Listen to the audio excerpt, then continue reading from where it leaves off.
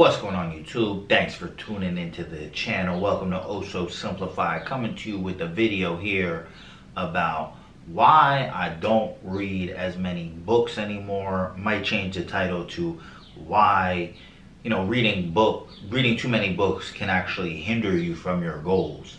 So that's really the topic, whatever the actual title is. Really doesn't matter. Gonna get into both on this. Like, comment, subscribe, dislike, negative comments, any feedback will do. Please just interact, helps me out more than you know.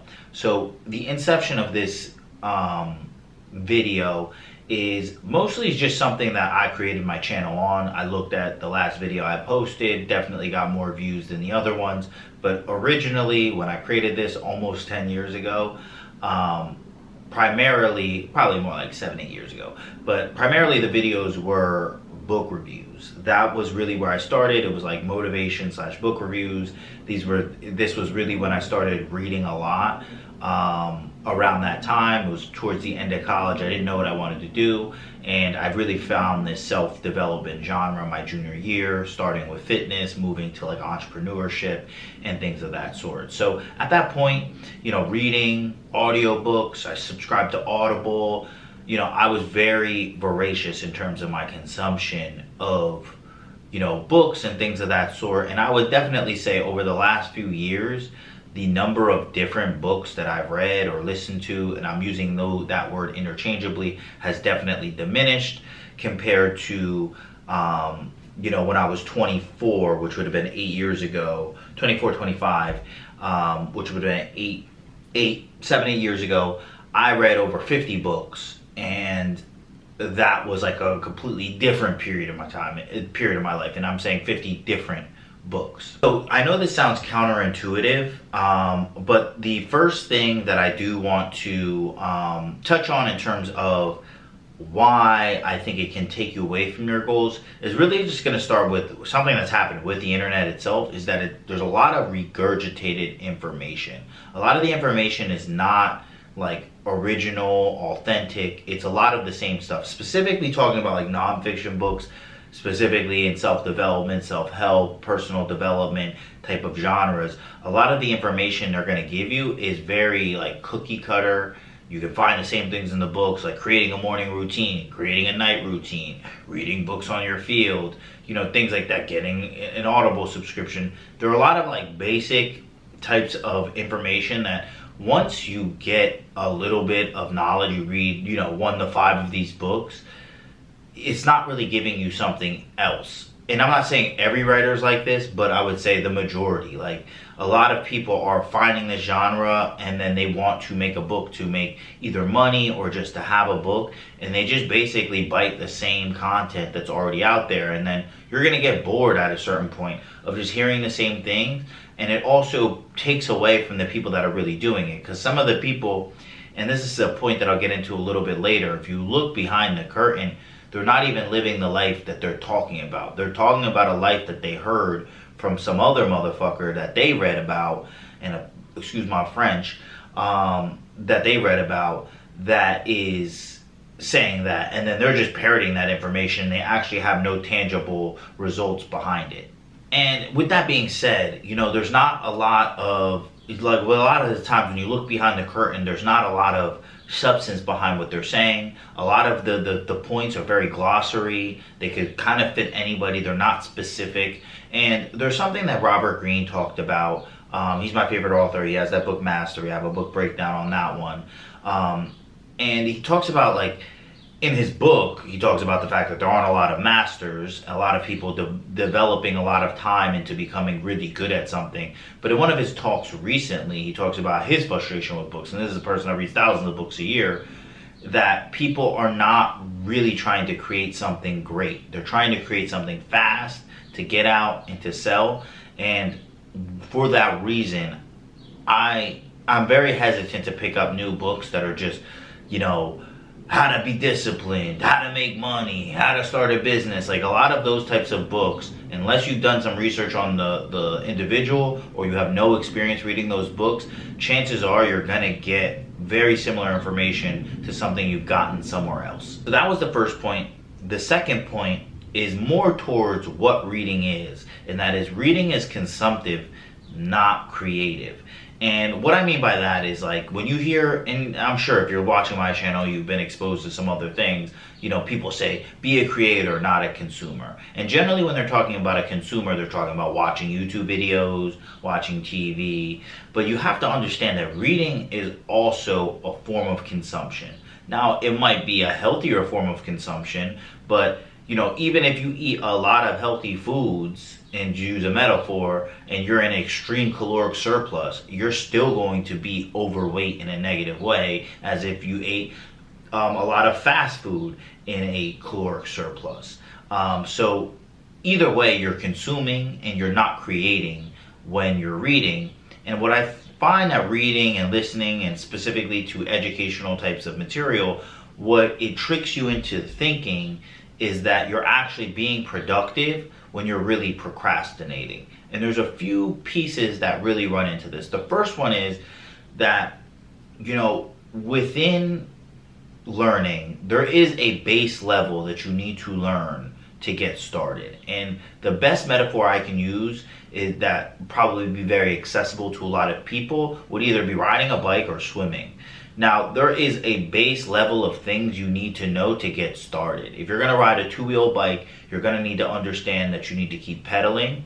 You're going to need to understand that you need to balance the bike, and you're probably going to need to know how to stop and how to, like, fall, like as in jumping off the bike and jumping on the bike, so that you don't get hurt when an inevitable mistake occurs.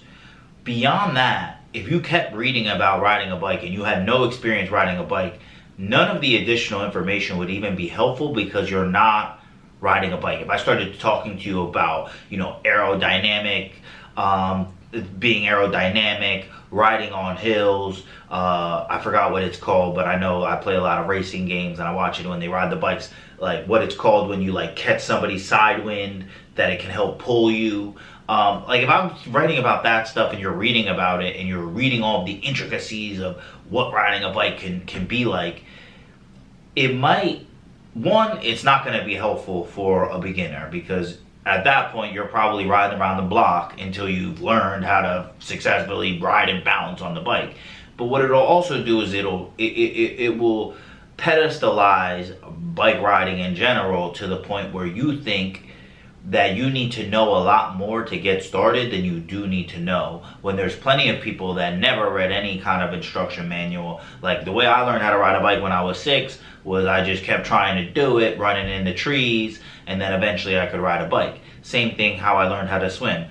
I remember I was in camp, and I like to go on the diving board, you had to pass a swim test. I just tried to pass it. I failed it because I didn't know how to tread water. Then after I had the experience of like almost drowning in a 5-foot pool, because I was like 4 or 5 at that time, I was like 9 or 10.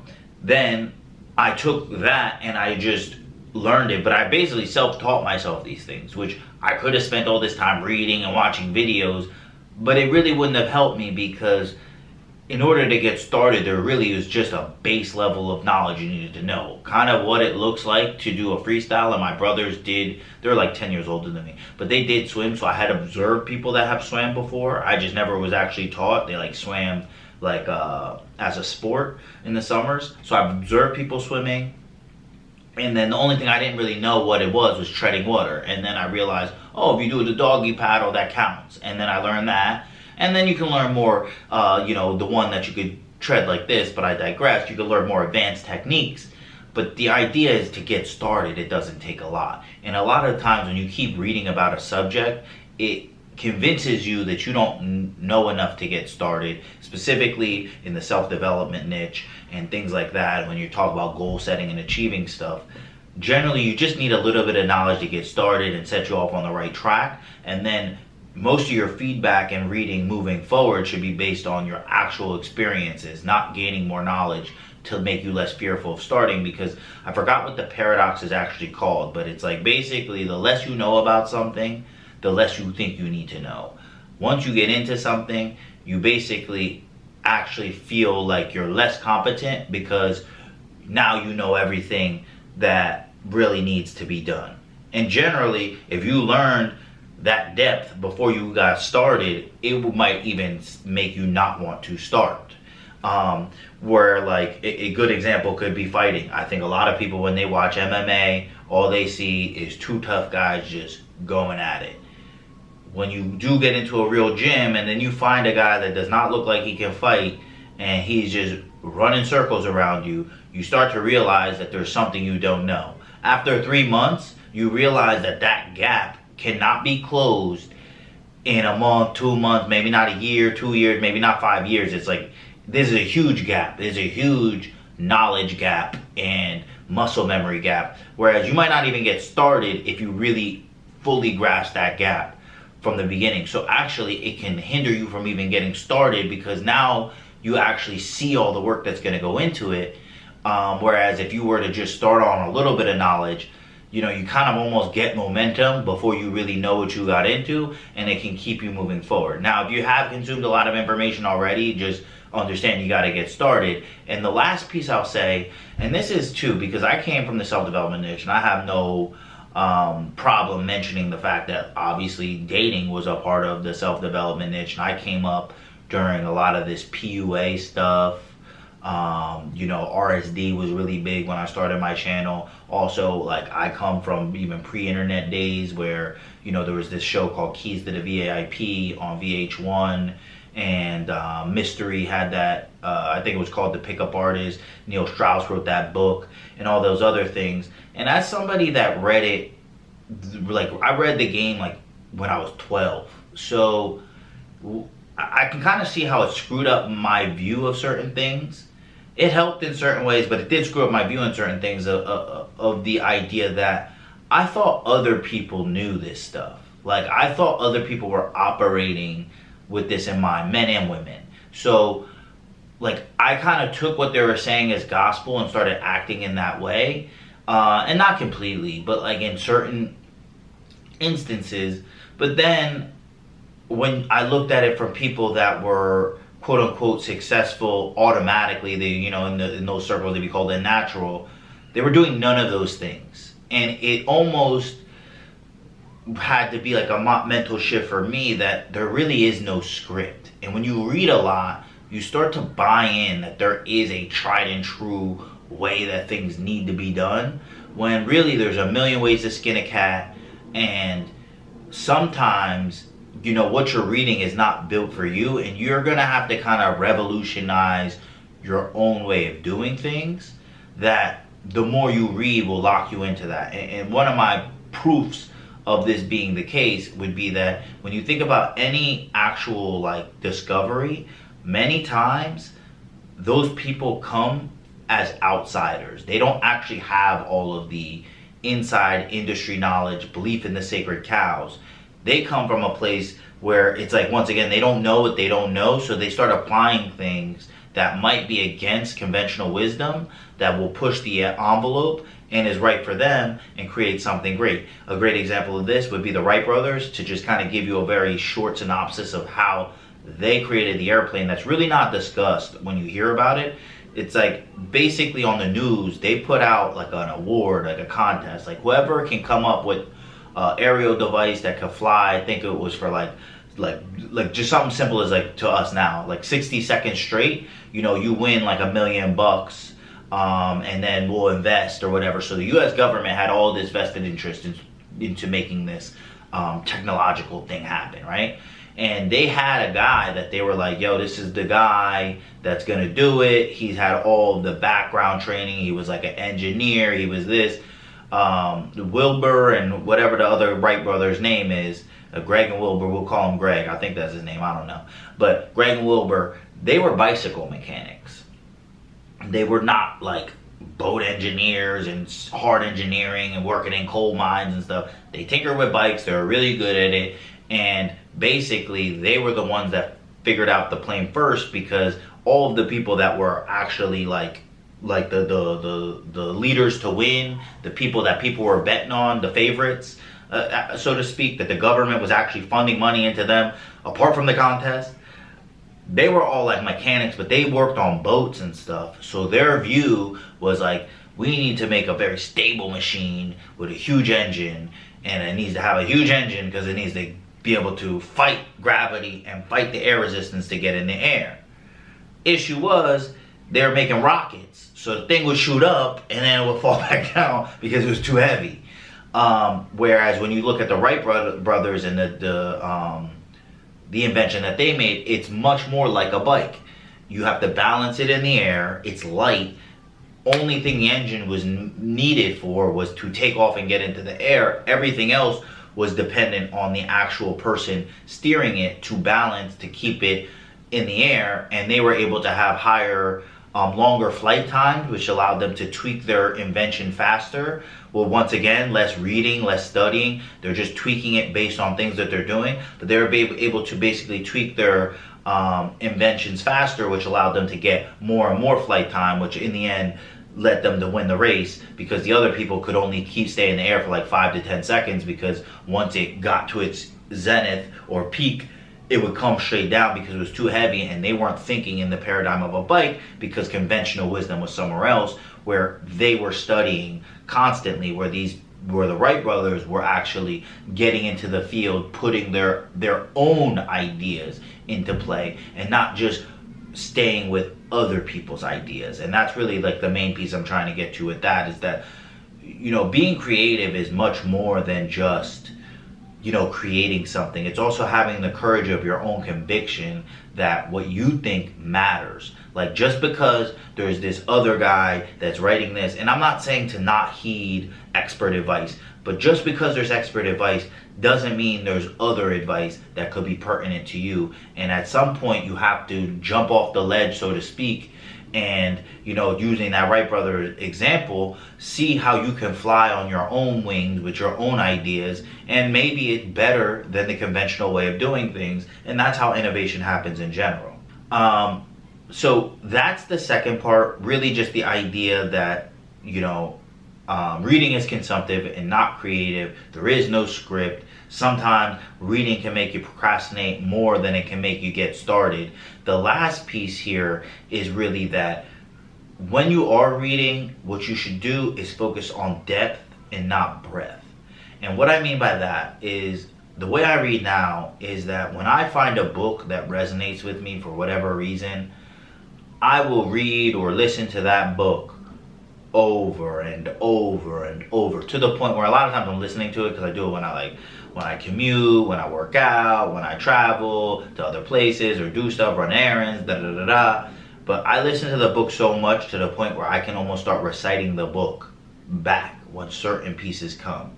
And the reason for this is that it kind of goes back to that first point, that a lot of people don't put a lot of effort into their book. So when I find somebody that really hits something unique and spot on, I will just keep consuming that until I fully understand it. When you're switching from book to book to book, a lot of the times, and if anybody went to school, you know, when people would give you just a pop quiz, like, how much do you really retain when you read something once over? Like, you don't. And there's plenty of studies, I don't have them off the top to show you, but like, you don't retain that much the first time you read something. It's about the repetition. It's about the repetition and the application. And the more you repeat the same thing, the more comfortable you'll be to apply that thing at the very least. And also the idea that you can't serve two masters at once. So even though I say that a lot of people are regurgitating the same thing, a lot of people give their own kind of little spin to it as well, which is very hard to listen to multiple people. They'll give conflicting advice and then you don't know what to do. So what I like to suggest is to really go behind to the actual author themselves, make sure that that person is somebody you want to listen to. And then when you kind of decided on that and decided on something that does resonate with you, really just focus on that and just on repeat, really read it, consume it, and just go back and forth. If you need to read something else, go back to that, because at a certain point you'll get tired of it. At a certain point it'll be so ingrained that you don't need to read it anymore. And at a certain point it's going to push you to act, because you know everything that's in this book. And if it's a good book about a topic that you're looking to improve in, it should give you enough to get started. So if you haven't gotten started, you almost can tell yourself, I don't need another book. Like, this is all I need. Until I get started, this is the only manual I'm going to use. So you have to be very discerning in terms of who you're going to really follow. And then when you find that real, like, person or book or whatever, just stick to that. Don't try to get everything, because really the whole point of this reading is for you to get started. It's not so you can freaking stroke somebody else's ego. It's not so you can line somebody else's pockets. It's so that you can get a benefit for yourself. So if you're reading 50 books and implement nothing, it's much better to read one book and implement 3 things. Like, that's got to be the mindset, that it's really about depth and not breadth. It's about going deep, not wide, at least to start, because you just want to get started. That's the main piece. And I think early on, I didn't really fully understand that until I started getting these books, and I'm like, dude, I don't even want to listen to the end of this. And I was trying to figure out why, and I was like, because I heard this. You know, wake up, write your goals down, have a morning routine, drink water, have a night routine. It's like, dude, like, I've heard this a million times. Any YouTube video I click on is gonna, you know, tell me that, you know, make affirmations, be grateful, have gratitude. Like, at a certain point, it's like, dude, this is just lip service, and it's not doing me any good. It's not making me any better. It's just making me feel like I'm wasting my money and wasting my time listening to the same thing. And you're not even, and now like the 5th book I've heard it, it's like, you're not even somebody I really respect. Like, I feel like you bit this book from this other guy that wrote a deeper book with more than just that. So that's kind of the other key there. So, I mean, that's really it for this one. I really wanted to put that up there just because, I mean, I do want to do more book reviews. Obviously, I want views, but like, I'm not going to do something that is, you know, disingenuous to my person and the message that I'm trying to send out. Obviously, I mentioned I have these other channels that I need to create, so maybe those will be where I create some more like novel stuff. Book reviews will definitely still be on this channel if I have any more, but I really wanted to come to this video because I think a lot of people are caught in this kind of cycle of just consume, consume, consume, consume, and they're not creating. And you really need to create, because at the end of the day, if you're watching me, that's what you probably want to do, is create something, express something to the world. And you don't want to be overflowed with somebody else's thoughts, number one. Or number two, number one, you don't want to get so many thoughts that you're scared to act. And number three, that, you know, there is no script. And that's probably, if there's any message that I can really send out, that's the one. There's no book, there's no script, there's no right way to do this. And a lot of the times it's because we are scared to have the courage of our own convictions, the courage of our own beliefs, and we think that some other dude knows more than us. And that's not true. Nobody knows you more than yourself, and nobody can provide what you can uniquely provide. So have courage in that. You know, find the books that you really want to read. I'm not suggesting anybody not to read. It's just like, don't use it as a procrastination technique, and understand that it can be insidious because it's positive. It's a positive thing to do. It's a positive way of consuming, and it's very insidious because, you know, with that positivity, sometimes you don't see the negative end. So that's really it for this one. If you like the content, like, comment, subscribe. Leave some negative comments if you want. Anything will do. And until next time, you know what it is. Peace.